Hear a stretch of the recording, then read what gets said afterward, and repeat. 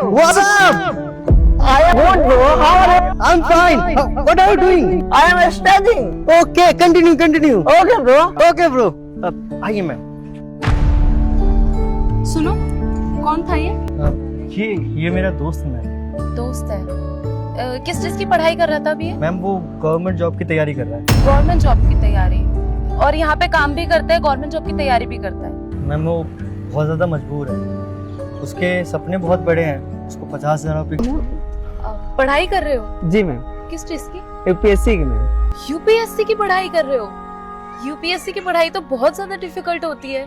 तुम्हारा ठेकेदार कुछ नहीं कहता तुम्हें बीच में ऐसे पढ़ाई करते हुए? मैम हमारे ठेकेदार ना बहुत अच्छे हैं, बहुत सपोर्ट करते हैं, और ऐसा नहीं है कि हम काम छोड़कर पढ़ाई करते हैं। अब जैसे अभी लंच हुआ है ना, तो जल्दी से 5 मिनट में खाना खा लिए, फिर पढ़ाई करने बैठ गए। अच्छे से पढ़ाई करते हैं क्योंकि सपने भी तो पूरे करने हैं ना। अरे वाह, तुम तो बहुत मेहनती हो, बहुत मेहनत कर रहे हो अपने करियर बनाने के लिए। अच्छा मुझे एक बात बताओ, तुम्हारी फैमिली सपोर्ट नहीं करती तुम्हें? मैडम जी, घर वाले तो है, माँ बाप भी हैं, सपोर्ट भी करते हैं, साथ भी देते हैं, पर काम नहीं कर पाते, बहुत बूढ़े हैं। मैंने सपने देखे हैं, कोचिंग की फी भरनी है, 50,000 रुपये की ज़रूरत है, इसलिए सोच रहा हूँ कि ये मजदूरी कर लूँगा, क्योंकि पैसे तो इकट्ठा करना पड़ेगा ना कोचिंग की फ़ी भरने के लिए, और जब तक कोचिंग की फ़ी नहीं भर पाऊँगा तब तक अच्छे से पढ़ाई नहीं हो पाएगी। मैडम जी वो कहते हैं ना कि गरीब सपने तो देख लेते हैं, पर पूरा करना बहुत मुश्किल होता है। मेरे लिए भी मुश्किल है, पर कोई बात नहीं, सारे मुश्किल वक्त ऐसे हंस हंस के झेल लूँगा। और मैडम जी मुझे अब खुद पर विश्वास है कि एक ना एक दिन मैं यूपीएससी क्रैक भी करूँगा और आईएएस ऑफिसर बनकर भी दिखाऊंगा। देख लीजिएगा, बस मेहनत कर रहा हूँ, बाकी ऊपर वाले के हाथ में है, अब उनकी जो मर्जी होगी वही होगी ना। मुझे तुम्हारी बातें सुन के पूरा भरोसा है कि तुम एक दिन अपनी जिंदगी में जरूर कामयाब होगे और यूपीएससी जरूर क्रैक करोगे, और एक दिन तुम्हारे माँ बाबूजी तुम पे गर्व महसूस करेंगे। Thank you so much ma'am. ऐसी मेहनत करते रहो और लगे रहो, मेरी ब्लेसिंग्स तुम्हारे साथ है। Thank you. सुनिए, करता हूँ जी मैं आपको। हाँ जी। आप ही यहाँ के ठेकेदार हैं? हाँ, ये मेरे काम चल रहे हैं यहाँ पर। क्यों, क्या हुआ? अच्छा, मुझे आपसे किसी के बारे में बात करनी है। अच्छा पूछिए। वो यहाँ पे एक लड़का काम करता है ना, जो यूपीएससी की तैयारी कर रहा है। अच्छा, आप राहुल की बात कर रहे हैं? हाँ, उसी की बात कर रही हूँ। मुझे उसके बारे में कुछ बात करनी है। क्या कर दिया उसने? नहीं, उसने कुछ नहीं किया।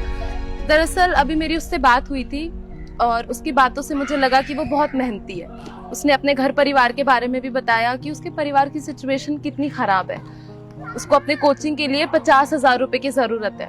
बेचारा मजबूरी में ये काम करता है, और 50,000 ना होने की वजह से वो बेचारा कोचिंग भी ज्वाइन नहीं कर पा रहा है। तो बस उसकी थोड़ी मदद करना चाहती हूँ। जी मेहनती तो बहुत है। एक दिन मुझे बोल रहा था, भैया मुझे ना आईएएस बनना है, अपनी माँ बाप का सपना पूरा करना है, इसलिए यहाँ पे काम भी करता है और पैसे कमाने के लिए मेहनत भी करता है। तो बस उसी मेहनत से खुश होकर मैं उसकी 50,000 रुपए से मदद करना चाहती हूँ। आप 50,000 दे रहे, क्यों? देखिए बात ऐसी है कि वो लड़का बहुत मेहनती है, और अगर हमारे देश का कोई ऐसा लड़का जो बहुत गरीब परिवार से है पढ़ लिख कर आईएएस बन जाएगा, तो उसमें हमें भी थोड़ी बहुत खुशी मिल जाएगी। और वैसे भी ये ज्यादा मदद नहीं है, मेरी तरफ से 50,000 रुपए का छोटा सा दान है।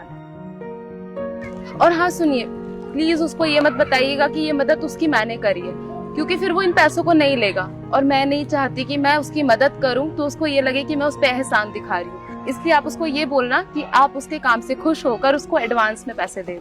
क्या बात है मैडम, आज आपसे मिलकर ऐसा लग रहा है कि इंसानियत अभी भी जिंदा है। आप उसे नहीं जानती, वो आपको नहीं जानता, पहली बार मिलकर उससे बात करके उसकी मदद करना चाह रही है, और आप ये भी चाह रही है कि मैं आपके बारे में उसे ना बताऊं कि आपने मदद करी है। भाई ऐसी इंसानियत तो आज पहली बार देख रहा हूँ अपनी लाइफ के अंदर। वैसे उसने आपके बारे में भी बहुत कुछ बताया कि आप उसको कितना सपोर्ट करते हो, यहाँ पे काम करने के बावजूद आप उसको पढ़ाई के लिए भी टाइम देते हो। बहुत अच्छा लगा सुनकर। देखिए मैडम, उसकी पैसों से मदद मैं भी करना चाहता था। मैं किसी के सपने मारना नहीं चाहता, क्योंकि कुछ सपने मेरे भी अधूरे रह गए थे। अगर ये अपने सपने जी रहा है ना, तो मुझे ऐसा लग रहा है कि शायद मैं भी अपने सपने पूरे कर रहा हूँ। भाई पैसों से मदद तो कर नहीं पा रहा है, क्योंकि अभी हाथ थोड़ा टाइट चल रहा है, सामान वामान सारा ले लिया मैंने, लेकिन जिस तरीके से थोड़ी बहुत अगर मेरे से मदद हो सके मैं उसकी ज़रूर मदद करूँगा। उसको पढ़ाई के लिए समय चाहिए होता है, तो मैं ज़रूर उसको समय देता हूँ पढ़ाई करने के लिए। जी बिल्कुल, अगर ऐसे ही हम लोग उसकी मदद करते रहे तो एक दिन जरूर कामयाब हो जाएगा राहुल। ये लीजिए पैसे रखिए आप। वैसे आपसे मिलकर बहुत अच्छा लगा मुझे। ऐसा लग रहा है कि सच में इंसान के काम आता है। बिल्कुल। चलिए ठीक है, नमस्ते। क्या बात है, आजकल के ज़माने में कोई रिश्तेदार किसी को उधारी तक नहीं देता, अगर देता भी है तो 4 दिन में कॉल करके परेशान कर देता है। और ये मैडम उसे जानती तक नहीं है, लेकिन उसके सपनों के लिए 50,000 रुपये दे दिए। बढ़िया है भाई, ऊपर वाले अभी भी इंसानियत जिंदा है, इसकी मदद करके आता हूँ। क्या कर रहा है? काम कर रहे हैं साहब। यहाँ पे काम करने की तुझे जरूरत नहीं है। क्यों? अब देखिए, हम जानते हैं कि काम खत्म हो गया, ओवर टाइम कर रहे हैं तो ओवर टाइम करने दीजिए ना। भले 20 रुपए कम दे दीजिएगा, लेकिन ओवर टाइम का पैसा दे दीजिएगा, क्योंकि आप जानते हैं ना पैसों की जरूरत है मुझे। पैसों की जरूरत है, इसीलिए बोल रहा हूँ तुझे यहाँ पे काम करने की जरूरत नहीं है। तुझे 50,000 की जरूरत थी ना, तू कहता अगर तुझे टाइम पे पैसे मिल गए, 50,000 तेरे हाथ में आ गए तो तू कोचिंग में एडमिशन ले लेगा। ये पूरे 50,000 रुपए ये तू रख, इसलिए कह रहा हूँ यहाँ पे काम करने की जरूरत नहीं है। अगर तू यहाँ पे काम करेगा तो पढ़ाई कब करेगा? आराम से कोचिंग जा और अच्छे से पढ़ाई कर, ठीक है? यहाँ पे अगर काम करेगा तो पढ़ाई नहीं कर पाएगा ढंग से। आप समझ नहीं सकते मुझे कितनी बड़ी खुशी दे दी आपने। इससे कोचिंग का फी भर दूंगा, उसके बाद कोचिंग पढ़ने लगूंगा, मेरी पढ़ाई बहुत अच्छे से होने लगेगी, फिर अपने सपने पूरे कर लूंगा, फिर माँ बाबू जी को मेरे ऊपर गर्व होगा। बहुत बहुत शुक्रिया साहब, बहुत बहुत शुक्रिया।